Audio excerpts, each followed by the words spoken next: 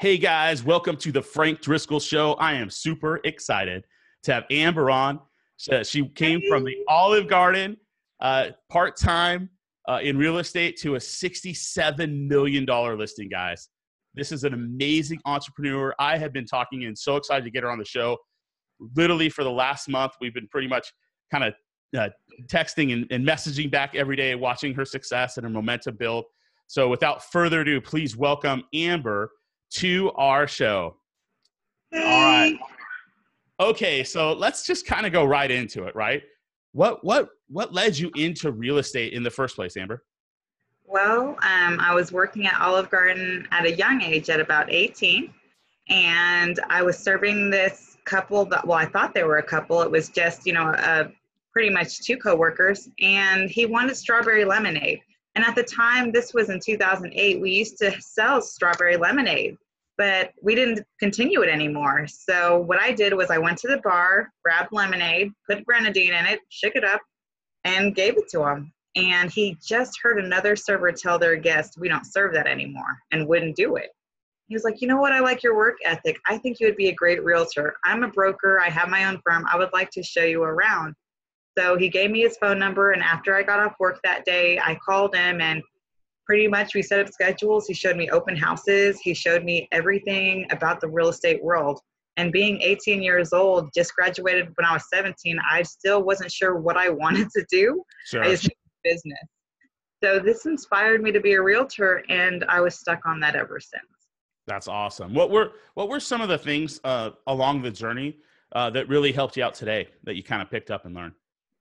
Well, I'm pretty much just going through business and being in the business courses. I'm able to check the lender, especially when it comes to financial accounting. I can see what's actually going on by detail and actually understand it versus just looking at it and kind of guessing what it is. And then if things aren't right when it comes to ARV or ROI for my investors, I'm able to do the math myself and actually just go through their gains and profits and losses on my own without being told or having to be shown, because I have that background. Wow. Besides being a realtor. Wow. So you have definitely other skills that you bring to the table. Now, Yeah. I have a hunch that, we've kind of talked a little bit about before. And when did you really know that you were going to be an entrepreneur? Well, I just feel like I have been going through jobs from 18, and now I'm about to be 30 in July. I just can't work for somebody. I do, but in my heart, it was just like, I can't wait to get my own job. I can't wait to run my own business. I just never felt like I was meant to work for someone, maybe with someone, but not for someone. And it wasn't that I got fired. I just would get bored after a couple of years and quit or move on to the next big, best thing while I was in school for real estate until I, could get on my own feet. And then I can honestly say the longest job I've had is working for myself. That's awesome. Yeah. It is such a great feeling too, because I've worked at a lot of different places and for some other different bosses. Some of them were great. Some of them were not as great. But the truth is when you're working for yourself, there's such an empowering, encouraging feeling, isn't it? Yes, it is. Yes, it is. Especially with a good support system. Yes.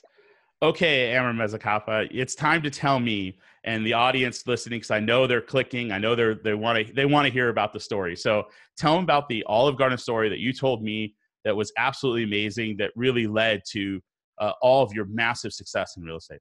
So we're going to fast forward 10 years after having a baby, getting married, going to school, doing all that. I finally finished school for my real estate career in 2017 officially.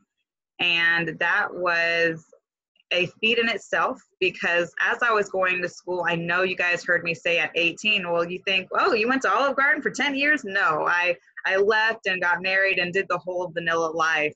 But the problem was my husband just wouldn't allow me to succeed. He did not want me to finish real estate school.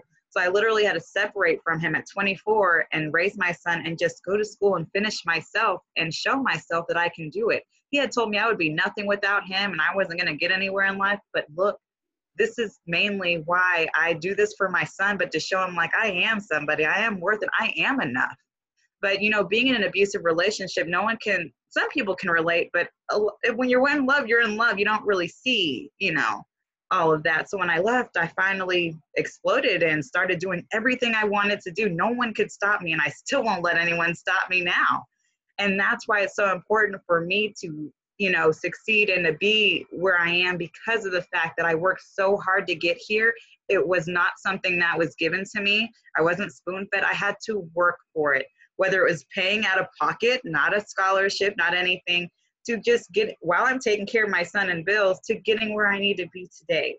So now that we fast forwarded, this year I started working at Olive Garden again after owning a restaurant too. I co-own a restaurant just for extra money. And I realized that I was picking up listings there. And I never, ever talk about being a realtor when I'm serving. I love to serve. $2.13 an hour is okay with me here in Texas, especially with the tips I get. Mm-hmm. But it's more about, you're actually doing your own personal interview, serving that plate of food, and you can talk about anything over food. And the two most favorite things that people usually talk about while they're eating is homes and food. So as I'm serving them, some people will say, well, you can't just be a server. You're just so great with your customer service. Like, you know, we ran you ragged. And there is one instance where I had a couple of guests run me with my head cut off, and I'll tell you this story. Pretty much it was about 3:45. I got off at 4 p.m. and I just got sat by the host, and I was like, ugh, I was going to be phased, but you know what? I'm going to serve these guests and they'll never know that I'm supposed to be off. So I started serving them, but they weren't normal guests. Immediately when I went up to the table, they showed me a picture of our smoked fondue, our smoked 5-cheese fondue at Olive Garden, and the bread is like this. It's a circle. You have to literally cut the bread and baste it with butter and put it in the oven for 10 minutes and season it. And that takes time. It's not like our breadsticks where we just throw them in the oven, have it all ready, and here we go, our compliment. Totally. So he shows me his cell phone and he goes, I'm going to text you this picture and I need you to show the cook. So I said, okay, sure, go ahead. So I give him my phone number. He texts me. I'm like, okay, I'm going to show this to the cook, but you want this instead of the complimentary breadsticks. No worries. I'll get you your drinks and I'll get that set up for you. So I leave, talk to the cook. He gets it set up. I bring in their drinks. They order their meal. And I feel empty because usually at that point I would give breadsticks, but we're still waiting on those little, you know, circles of bread, flatbread. And so I'm like, can I get you anything else while you're waiting? So I bring him a salad. As I bring him out their salad, I go check on the bread. The bread's ready. So I bring it out, and the first thing the husband, it's a husband and wife, they're a couple. The first thing the husband says is, no, I'm not pleased. The flatbread is so light. I'm dark, and this needs to be dark. I need this dark like my skin. I mean, burnt around the edges. I need you to tell the cook that. I said, sir, hold on.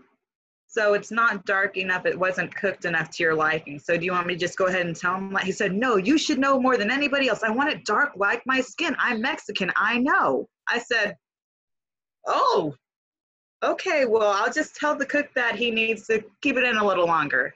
So I take the batch back, and as I'm taking the batch back, the wife goes, I want breadsticks. Well, if that was the case, I would have been breadsticks a long time ago. But I take the breadsticks back. I tell the cook that it wasn't burnt. He wants it burnt like his skin. I don't even know what he means by that. We get it done. We make it darker. We give it out. He's happy. They have their food. They're eating. And they were like, Amber, you know, we've noticed that no matter what we've done or what we've said to you, you haven't even acted like you're mad. You haven't gotten an attitude. And I know that with the service you're providing us today, you can't just be a server. I said, you're right, I'm not. And they opened the door. I walked in and said, I'm a realtor also. And he said, you know what? I have 80 acres I need help selling. And I said, really? For how much? He said, 10,000 an acre. I said, okay. Well, we can talk about it when I get done with my shift. I can't really talk about it right now. He said, sure, let me get your number, and I got my business card out of the back of my phone. I have a business card. And I gave it to him. And then that evening, he literally called me and was like, can you meet with me in Rogers, Texas? I'm really serious about this. So I bring a partner. I go out there because at this point it's 10 at night and just stranger danger. I don't move at night. And we meet with them, and it went from an $800,000 deal for the land to 2.5 million because he wanted me to sell 16 more acres plus his 2 other properties and his restaurant. Boom. So I literally went from a $3 tip to a $48,000 commission contract to $168,000 within a day, all from being a humble server at Olive Garden. Now, this isn't for everybody. I'm not going to tell you go work at Olive Garden and get your listings, but it works. It worked for me. Not even then, and the same token, 7 days later, I got another listing for $120,000. So I was like, wow, this could really work. But you do what works for you, what makes you comfortable. Now I'm at a point because of that when people saw how much and how happy I was for that person trusting me with that amount of money, the $200,000, $300,000, $100,000 that I've been usually getting are now coming in flocks because now they see someone trusted me with 2.5 million, so they can easily trust me with theirs. Now I do more than, just put my sign in the yard. I go through 99 plus Facebook sales groups, and I'm posting beautiful pictures with the description and my MLS link to everyone around on top of what I have in my MLS. So they can see that I'm pushing their homes. I'm actually trying to get it sold. And so many people saw me at 2.5 million, all of the volume I got from that. And they were like, Amber, now I saw you. I saw how hard you work. I need to know more about real estate. And someone wrote me after seeing my hard work and asked me questions about real estate. And a lot of realtors would say, hey, where's your realtor? We're not going to answer those kind of questions. But what I did was I patiently sat down with him and I wrote him back on Facebook all the questions about my commission, what happens versus wholesale versus real estate, retail, all of that. And he said, you know what? You're so knowledgeable and you seem like you love what you do. I have a $67 listing I need to give you. So just to repeat, all of that hustle, all the extra work opened up the door to initially get you chances. And then because of that, someone asked you and you were thorough and follow through and you absolutely crushed it. And then they said, listen, we're ready to give you a $67 million listing. How amazing did that feel? Now, even from that, go ahead. I'm sorry? Even from that 67 million, you would message me or send me different other massive listings that you were just continually getting as a result of that big one, correct? Yes. So it's like, yes, you're exactly correct. So it was like a domino effect. Now someone sees me being trusted with $67 million, just one apartment complex in Austin, nothing else that I have on my line here. And then now I have a $14 million luxury apartment in San Antonio, a $15 million in San Antonio. Yes, they're not 67 million, but if you're adding these up, these are just 3 properties and I have over 100 million in listings right now. That's not including my millions of dollars in businesses that I'm selling in my local town, my land that I'm selling, nothing. This is just the iceberg. And this is January, 7th, 6th? And guys, understand something too. Understand something, that she had about 10 million in, I would say in the last month or two, just in deals or in escrows, like regardless of those other ones that are going to be closing. So this is all coming from her hustle and the extra work that she's doing. I mean, it's fantastic. Now, I want to touch on a point. When you mentioned that you have 99 different Facebook groups that you're posting to, what types of groups, for the listeners out there that are real estate agents, what kind of groups are you posting to? Now, they are extremely specific groups. These are specifically for realtors, investors, and sales. I'm not going to waste my time putting it in an electronic group when it's not an electronic, or in a baby group. I'm seriously looking at it and being very careful. But there's a thing, I'm computer savvy. So I'm not sitting here going to every group. On my laptop, I'm just touchscreening 99 dots and hitting send, and boom, my job is done. That's nice. One house, and then I do it for the next one. And I like to do it at 1 a.m. I'll tell you guys, don't do it in the daytime. Do not do it at night. They will block you, unfriend you. They don't want to see your face. They want to wake up and maybe see all of the work that you've done. So what I would suggest is, if you can, do those kind of things at midnight and 1 o'clock, just because of trial and error. I realized that during the day, I was trying, but I wasn't doing what I wanted to do. They would rather wake up to your work than see it being posted throughout the day. And then Facebook, I'm sorry. No, go ahead. Facebook does like to block, and they do set up limits. So I would, if you have 12 houses you need to put on the internet, I would just really space it out to every 20 minutes. Don't just start just because you can putting it on there, because it doesn't help you when you're blocked. So. No, absolutely. And I think to your point too, is that kind of effort, I must say that's what it takes to be successful. You're doing so far and above what a lot of other people are by going to those groups and really being aggressive, for your investors, for those people that you're working for. And when you're doing a bunch of work at night, they're waking up in the morning going, "Hey, I love that I have this agent working for me." So it's absolutely impressive for sure. Tell me a little bit more about how social media, because I see you so active. Tell them about how many followers that you have. I think you created some separate pages. I want to say it's a massive amount. And what kind of strategies that you're using to be successful in social media with Facebook and anything else that you're doing?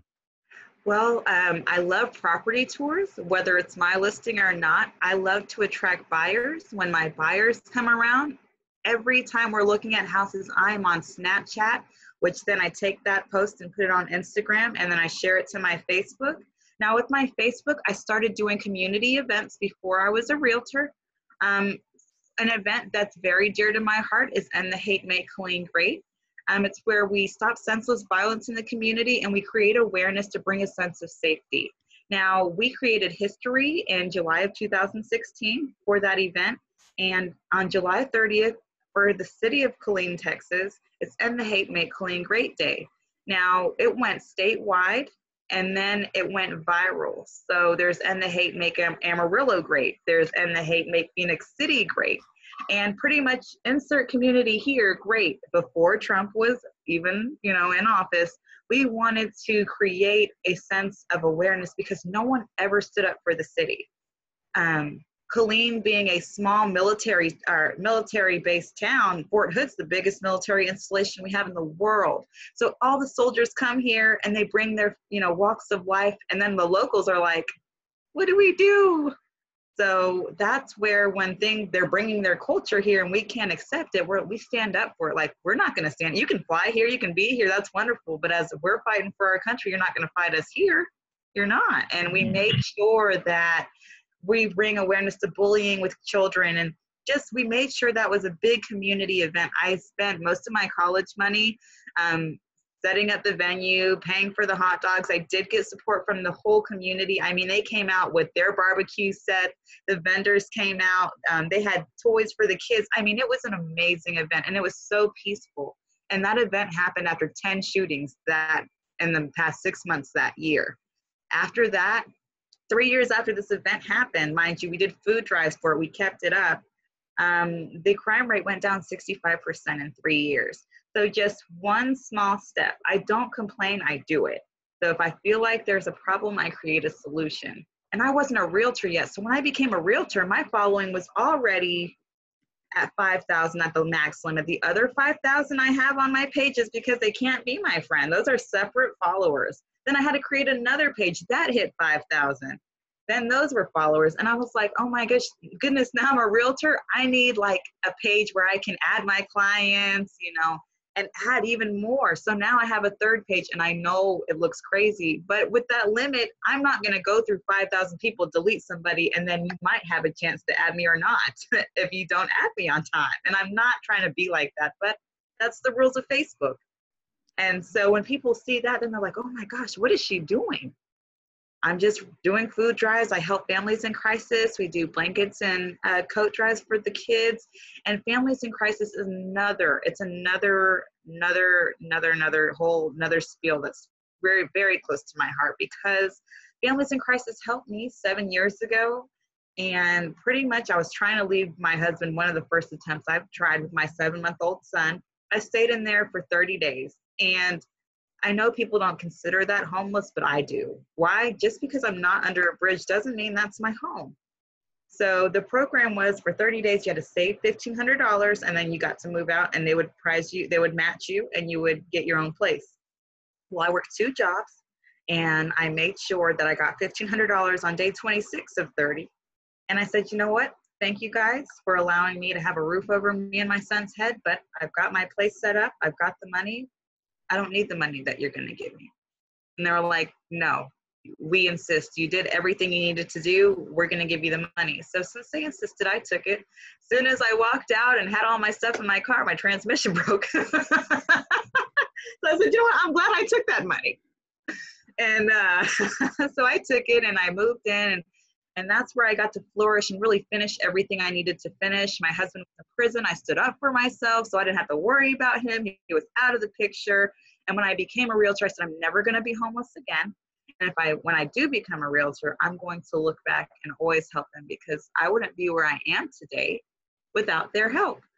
It keeps me humble. It keeps me grounded, and I never forget where I came from. And I always want to give back to who gave back to me. A lot of people think when you're in a crisis that you don't have money, or you're broke, or you're poor. You're not poor. You just don't know where to go. You're a victim. You don't know what to do. Now I do motivational speeches there at least once a month. I tell the girls, the victims, the men and women there, hey, you're a victim as long as you stay a victim in here. You've got to take the control back and then become a survivor. I said, as long as you're stuck here, you're going to stay here. I said, look at me now. 7 years later, I'm here talking to you, and I was in your shoes. I was right here, sitting in the same bunk bed, wondering what we're going to eat here in the kitchen. But look at me today. I can give back and then help you. I didn't have that.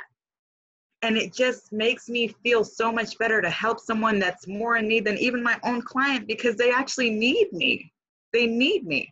So I'm passionate about that. So every year I do a food drive for families in crisis in every community I can.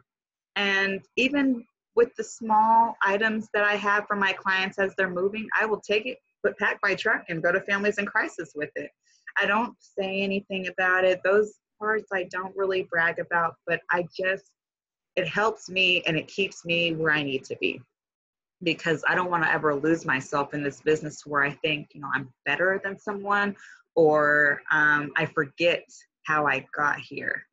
And that takes me to another topic. Agents, they become so tenured. They become so content, so comfortable, that they forget that they were a new agent before too.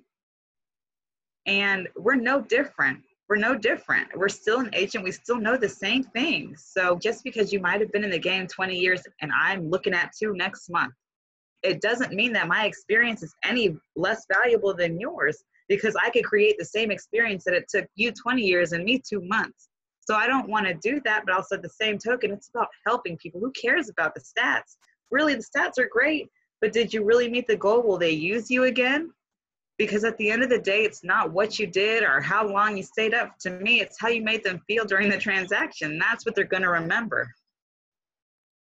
So many awesome takeaways there. I think, guys, also we'll put in the links too if you want to donate to those great causes. I mean, look, she's such an inspiration. I remember from the first time I talked to her, and going through and hearing all of these things in a crazy way.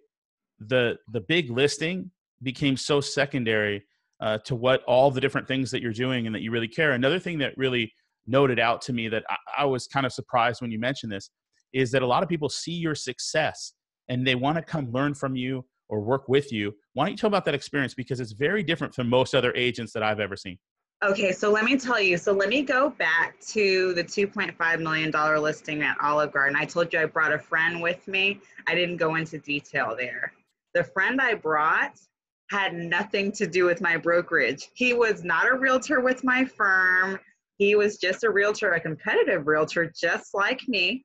But he had been watching me, and he had been doing a couple of open houses for me. And I thought, you know what, you're such a great help. And he was from EXP Realty. I'm with Exit Heart of Texas. So I said, hey, can you join me on this venture? And he has a conceal and carry license we have here in Texas. It's legal, but I would rather have him carry than me. So I brought him with me, and we were in front of the client, and I hadn't signed any of those listings yet for the separate properties. And I let them talk first. I sat there like this. And after they got done talking, I said, you know what? he has a lot of properties. I can't sell them all by myself. And I'm glad they're talking. He could choose me, he could choose him at this moment. I'm not going to know that until I see. But even if he doesn't choose me, he's got all of these properties to sell. He can't do it alone, and neither can I. So, and my client ended up turning towards me. I signed 4 different listing agreements, all for $2.5 million in front of this realtor. And he ended up moving to my brokerage. The next day, he said that no one's ever done that for him. No one's ever took the time to take him out and show him. Everyone's so used to being jealous and competitive and selfish that he could have easily walked away with that $2.5 million listing, and I would have been okay with it because it was so easy for me to pick up. And he saw that I really didn't want anything. I really wanted to help him. And he was like, you have something about you that people just like. I'm watching you and they really like how you speak with them, the knowledge. And I want to learn more from you. So he ended up joining my team. He ended up changing brokerages. And now he's part of the Mezzacappa group. And he's a very important part of my team. We couldn't do what we do without him and myself. Pretty much I'm the listing agent. I get all the listings and then he helps me nurture them and he gets the buyers coming. Then we have interns, I have an executive assistant. So from me just being by myself to him being on my team and my broker seeing, Amber, when I ask you how many listings you have and you tell me I don't know, you need a team. You need an office. You need a phone. You need your own LLC. What did you want the name of your group to be? I couldn't fathom what he was doing for me. I was just like, people are like, shouldn't you be happy? I'm like, yeah, I'm happy. But I didn't understand how big it was. It was just like, I need help with my clients. He's right. I'm going to let one of them fall through my fingers if I don't get help. And now I have 27 transactions in queue. I've got 4 people on my team. I've got interns looking at me. And with our brokerage, when your teammate succeeds and closes a deal, you get 10% from the broker of their commission for life. And when you pass away, your kids or your beneficiary get 7%. So right now that my broker has promoted me to delegated supervisor, I'm like a mini broker, and he's showing me what it's going to be like when next year I'm a broker and now my team is going to be mine. Now I can move my brokerage to myself, and he's getting me prepared, and I can't ask for more. That's a gift. I haven't even been in the game 2 years yet. That's a gift that I can't say yes or no to. There's no words for a thank you. Thank you is too small. But for me, I'm so focused on helping my client. I don't see how big I'm getting. I don't notice that, my numbers are getting higher. I'm just like, okay, are we going to close this deal? Okay, when are we closing? Okay, is the pest control ready? I'm not thinking about that.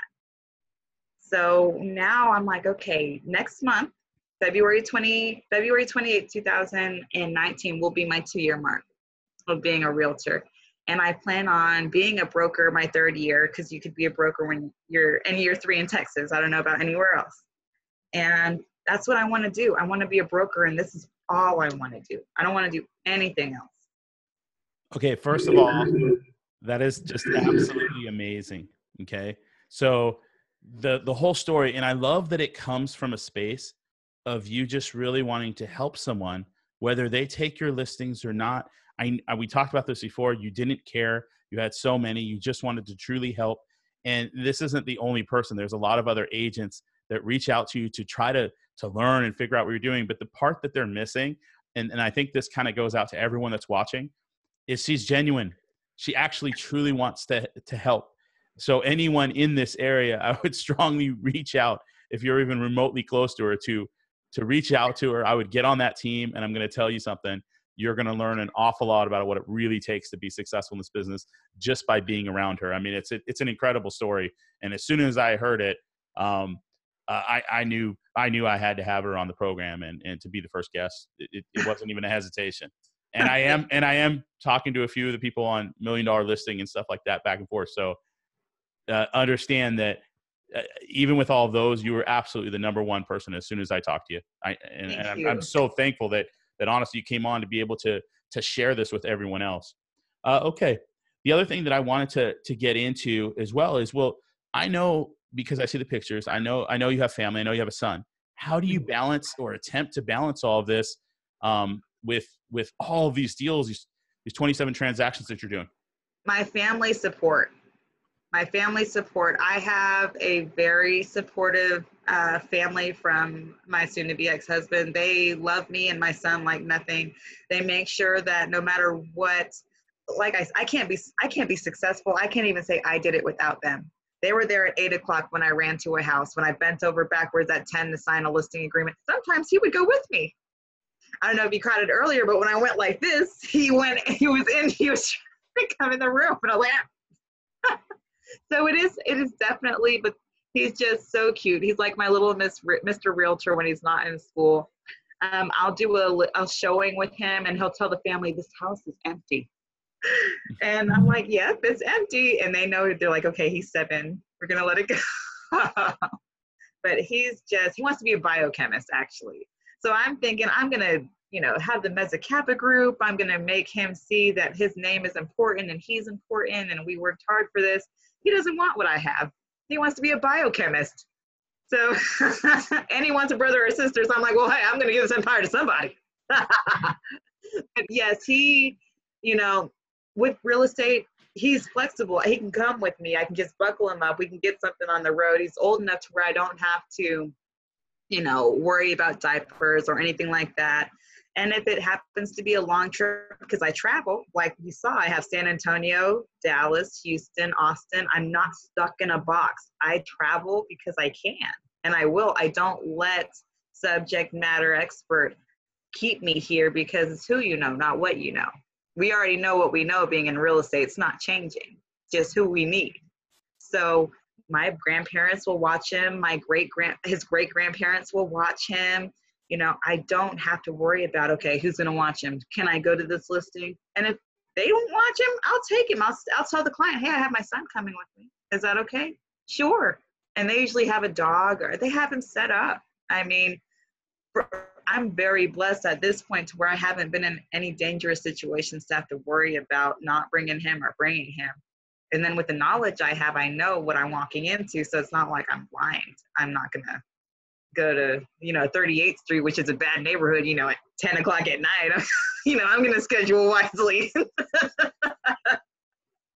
So it's hard. It's hard. I'm not going to lie. And then trying to balance Olive Garden. Some people were like, are you ready to shoot yourself? I don't sleep either.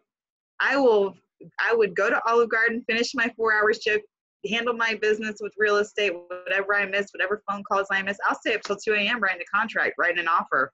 I'll have a teammate do it. I'll look over it. I hired a transaction coordinator. That's important. Transaction coordinator, whether you're new or old, is important. If you're new, it'll just help you get through it smoother. If you're old, it just helps you with some of the stuff you feel not tedious. It's just too much time. You need that time somewhere else. And absolutely. I think you definitely mentioned some great things. I love that because you had such a strong relationship with the clients, that if it was a situation, you would just bring them with you. Exactly. And I've coached different clients across the country, and that one does come up where they'll bring them with them to the open house, or if they need to. Obviously, it depends on the circumstances, or other ones that kind of balance where they have a husband or wife team. But I love that you're not going to let that stop you. Even though it's going to be hard, you're going to figure out a way. Someone's going to watch them. You're going to get it done. Exactly. His $60, $300 Fortnite Overwatch games aren't cheap. And he wants everything. And he's an only child. So, I know that if I can't give him the time at that moment, he's got everything he needs. And being a single mom, about to be a divorced mom, I know there's a lot of single moms out there that are realtors. It might seem hard, but it does get easier. You find that right deal. You get that right little cushion spot. And don't sit on it and get content, but use that to move forward and invest in your growth. Investing your growth is what I use. Every time I make a little bit more than normal, I invest it in my growth. Marketing especially. Awesome advice. I have some few questions too now that I want to ask pretty much every entrepreneur, whether they're real estate agent or not. What was the biggest aha moment or any breakthrough or epiphanies that you had when you just knew, wow, everything is going to change? Well, for me, it happened in my first year of real estate. My first 6 months, my first 30 days, I closed a deal. So I was already rolling because I was being mentored by another realtor. The realtor didn't show me the way I was looking for, so we kind of had differences, and I went independent. And I decided to open a restaurant called House of Coney Island in Killeen, and that was maybe month 6 of me being a realtor. And I wasn't giving my clients the attention I needed because I just opened a whole restaurant and tried to balance real estate. And I realized these are 2 whole careers. You can't do it. I'm not jealous of you restaurant owners. I'm sorry. Being a co-owner is hard enough. And so then I gave that responsibility after trying to hold on. But something was telling me, you're not meant for this. This is not for you. You already have a career. What are you doing? And when I realized I was failing my clients at that point, I still had clients, I let it go. I didn't exactly let it go. I let the co-owners take over, like just handle it. And then I'm on the back end. Now, if you need me, I'm here, but I'm not here like a true owner should be. Shouldn't be there. If you have your robot machine working, it should be, oil free. So for me, I started doing real estate and I just exploded. I said, I should have been doing this the whole time. I should have just stuck to one thing. Why didn't I stick to one thing? But when I did, now I'm in year 2, but not my full second year. I'm realizing that I should, just keep going with real estate. Just stick to one thing. You keep trying to do this, do Olive Garden, do House of Coney Island, do this, do that, be a mom, be a daughter, you have to be. But what I'm saying is, if you don't stick to one thing, you're going to lose focus, and then you're going to lose the goal. What you focus on expands. What you focus on expands. All I focus on is real estate, so it expands. A for sale by owner, I don't care if there's veto signs and political signs in the ground. I'm looking for that red and white for sale by owner sign we all love and know. I'm going to call them and see if they need help. And when I get rebuttals, I don't get rebuttals because why? I'm so thorough in my presentation that if there's anything, it's how can you help me? When? Or if they're like, I'm not ready, I'm like, sure, I'll be here when you need me. 10 minutes later, please. Okay, we're okay. And I'm just myself. You either love me or you hate me, and I speak Spanish, so that's another thing. I don't speak Korean too well, but I realized that the talk-to-text translation app works pretty well. And I'm not trying to stereotype, but sometimes when you're speaking to someone who doesn't know your language, they yell louder, thinking that you're going to understand. So you just, when they start yelling a little louder, they're not trying to be mean. They're just trying to hear. Just put your phone up so it'll translate better, because when they talk like this, no one's going to know anything. So, and that's some of my bigger deals I got last week were from not knowing Korean. I had a 2.5 million, a 3 million, and another 3.5 million, all from one person, but they couldn't speak my language. But we made it work. And now this is 9 million off one person, and we're making it work, and I don't know Korean. And let me tell you something. There's a lot of people that as soon as they didn't have the language would have immediately stopped. I love how you just keep going forward.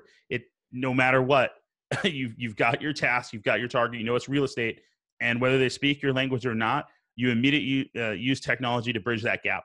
And I'll be honest, it's absolutely impressive. There's just no question. Okay, next one. What's non-negotiable for you? What's something that you're not going to do?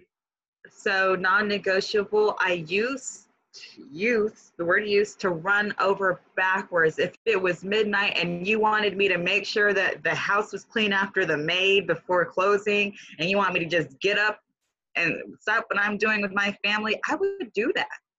But now I'm like, if it's after a certain time, because my times are different between my international and local clients, if it's after a certain time, unless the house is on fire, it's not that important. If you I used to have a problem blocking my time for my family.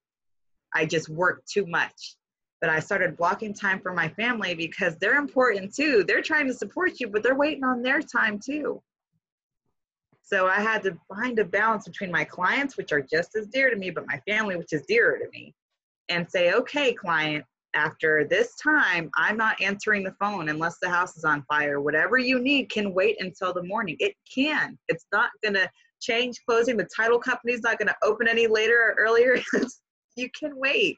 And for those that don't understand that, that's fine. You can talk to my teammate. Maybe they'll tell you the same thing. My executives will all tell you the same thing, because just like any normal business 9 to 5, we need sleep. We need time to ourselves. And when I explain that to them, they understand. You know, and then there's some that don't, but that's okay. You just keep emphasizing that, because if you keep running ragged, you're not going to do your clients any service thinking you're doing them a service. I thought I was servicing them by hurting myself. I'm not doing anything if I can't take care of myself. So I started respecting myself enough, and my teammate, the one that came on my team, started helping me block and schedule. And with him being on my team, it allowed me to open up some more space for my family, because now I'm not doing it 10 things by myself. He can take off some of that load. He can show the buyers the homes. I can list and do my job and be with my family, and so can he. Absolutely. I think it's great. And I think also you kind of can train up your clients too, that look, these are the hours that I'm work. Obviously, if it's an emergency, I can help, and you have other people, but the same commitments that you're made to families, you're willing to make for them, so that you're going to be there on the appointments they need. But I think it's a great approach, and I'm glad that you made that adjustment. The next thing is, what were some of your greatest failures, and what did they teach you? I had a humongous failure because foreclosures. Oh my goodness. I'm sure any realtor can relate. If you're not familiar with foreclosures, when you experience it, it is a learning experience. I thought that picking up a foreclosure, just one, because it taught me for all of them, that I knew what, and it was my first foreclosure. So what I did was I listed it not knowing it was in foreclosure. My client was not honest with me, and they were not in the state. So I found out maybe 2 weeks afterwards, the appraiser called me, a VA appraiser called me, and I said, there's not even a buyer in the house. Why are you calling me? And he goes, it's under foreclosure, pre-foreclosure. And that's when I called the client out of state, and I said, hey, did you know this house is in pre-foreclosure? She said, no. Mind you, I already listed it for the price it was worth, which is $200,000. And now it's in foreclosure, and the bank's trying to sell it for 154, which is around their payout. And I was like, how am I going to sell it while they have it online as this amount, but I have it for this amount?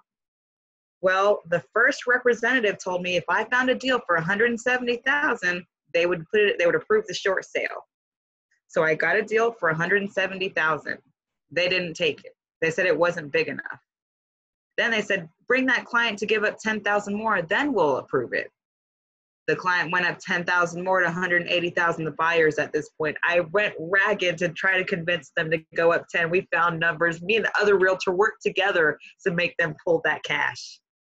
They still did not accept it. But by that point, was so comfortable with the fact that they were going to approve it. I let the buyers move in on a lease to close, because I swear we both knew we had it in the bag.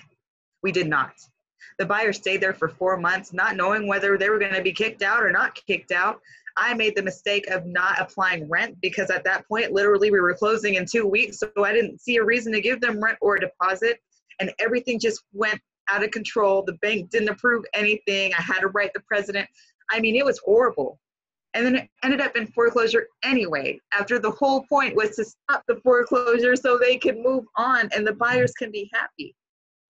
But some banks are really hard to fight. You can do everything, and they will make sure they find a paper they can't read sometimes to make it very difficult for what they want, because they want to auction it off and resell it again.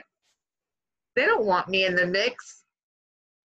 And so what I learned is I can't allow anyone to move into any foreclosures until I know that the bank has approved the short sale. I felt like I messed with a family's life that I didn't mean to hurt, but when the seller's not in charge and the bank is in charge, how can I control that without my personal feelings being involved? Because I feel for everybody, whether they're my client or not.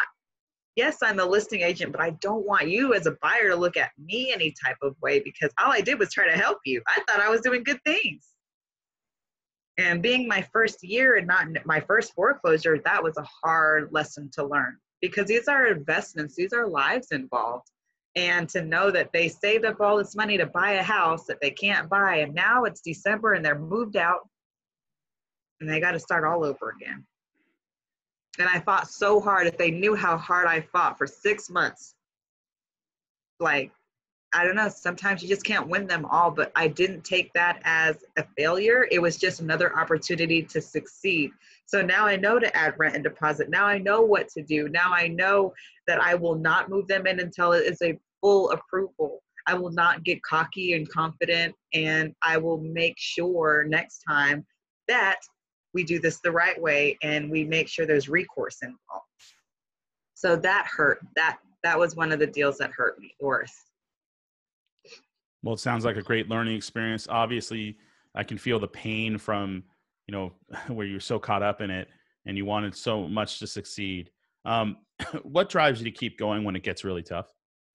What drives me to keep going is my son, and then the fact that I love what I do. This isn't a job to me. This is not. I'm nosy naturally. So any invite in their home to view it for a CMA is fine with me. I can't just knock on your door and say, hey, I know it's dirty. I just want to see the foundation. No one's going to let me in.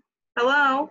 So now I got to use my super key and, get listings to be able to see all of the beautiful homes. And I'm not an interior designer. I'm just a realtor. But to be able to walk into different cultures and it's just different all the way around. I never have a dull moment. I've even had a listing agreement where we're in a golf cart together and he's shooting a BB gun at doves on his land in front of a handmade lake that he made, negotiating my commission that I didn't care about because I was having too much fun. I mean, he was like, if I shoot it and make it, it goes up. If I miss, it goes down. And I never thought in a million years I would be on 40 acres and 3 hay pastures and next to a lake with a veteran shooting birds to negotiate my commission. And he's like, you can tell I'm a sniper, huh? Because I shot them all. I mean, it was fun. I never know what I'm going to get into. And then the 2.5 million, they had a ranch. Oh my gosh, I was out there petting the cows. Heck, if they had horses, I would have asked to ride one. I had a cowgirl hat on. I was ready. I mean, I love what I do and I make sure they're comfortable, and I'm always comfortable, but really at the end of the day, they need your help, but they don't know. So it's your job to reassure them. Even sometimes I feel like an ex-girlfriend that has to keep reassuring the boyfriend that I'm not the other one sometimes when they're hurt by other realtors. So not only do I have that obstacle, I need to make sure they know I'm doing my job. So I'm like, okay, I'm doing this, I'm doing that. If you don't know, you don't hear from me, call him, call her. Communication, I guess, is key to these things. What advice would you give to an agent who's new in the business, just starting out? What would you tell them? What should they be doing? They should be lead generating immediately. They need to start putting business cards out. They need to let everyone know, hey, I'm a realtor now. How can I help you today? And also, I would suggest not stating how long you've been in the real estate game. I'm not going to say fake it till you make it, but you don't have to give numbers to it because that's how they size you up. I can easily come to you and say, hey, I've been a realtor for 3 days. Can I sell your house? You're going to be like, 3 days? And the other agent's going to be like, I've been a realtor for 3 years. You're naturally going to go to the other agent. You're naturally just going to say, hey, I'm going to her because she has more experience, but she's been a realtor for 3 years, but what has her production been like? She's been a realtor for 3 days, but what is her production like? You can't do that, but they do. It happens. That's real. That's what it is. So I would suggest just say I'm a realtor now. I'm a realtor now, and I would like to help you. And if they say, well, how long? I've been in there for a while. I've been a realtor for a while. You don't have to, they're not asking for your experience. Your brokerage may have 99 years of experience. You're around experienced agents that you have access to 24/7. So it's not even about yours, but what you have access to. And that goes back to not what you know, it's who you know. So just be comfortable with them that way and don't give numbers when you're new. Just say, I've been in there a while. It keeps you safe and it gives you that listing or that buyer, and they won't know the difference by the end. What about like an agent that's been in for like 5 to 10 years, but for whatever reason is going up and down or still kind of going through struggles? Is there any different advice you'd give to them? Yes, bold. I know I shouldn't probably be, commercializing something, but bold was a class that changed my life. It's living your life by objective, life by design. It was a program created, and Keller Williams only uses it for their agents. It's $1,000 and it's a 7-week class, but I took that class my 3rd month in and it changed my life. This class is supposed to give you volume, at least 30% added to whatever production you have it from that point. They give you pointers, and I recorded the whole class. So every time I feel like I can't remember something, I'll go back to it. Network, send your vendors, your carpenters, your tile layers, your roofers, all of them your business card. Send them referrals so they can send referrals back to you. Networking, events, community events, just giving back. Giving back will bring in so much more when they see you're doing it from the heart.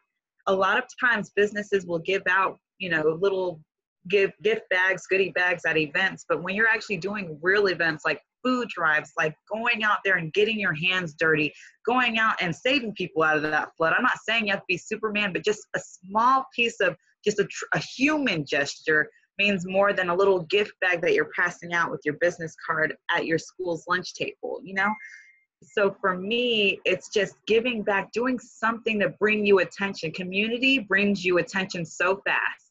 I know that when I set up a community event, whether it's to help the homeless or feed the homeless, the news starts coming in. That's exposure. Putting flyers out on social media is exposure. The event actually happening is exposure. Now they don't remember that you're a realtor. They remember what you did, but then they're like, hey, she's a realtor too. He's a realtor too. And he does this. Let me go to them because I already know that their heart's in the right place. So my money will be too. And then you don't worry about the money. I never worry about the money because that comes later. It's about the heart. Okay, what about all the people that want to get in touch with you? What's the best way if they've got referrals for you, if they're looking to join your team, if there's investors, because we have a lot of different people that honestly have money, want to make money, and I know you cover really the state of Texas. So what's the best way for the audience that's listening to get in touch with you and to reach out?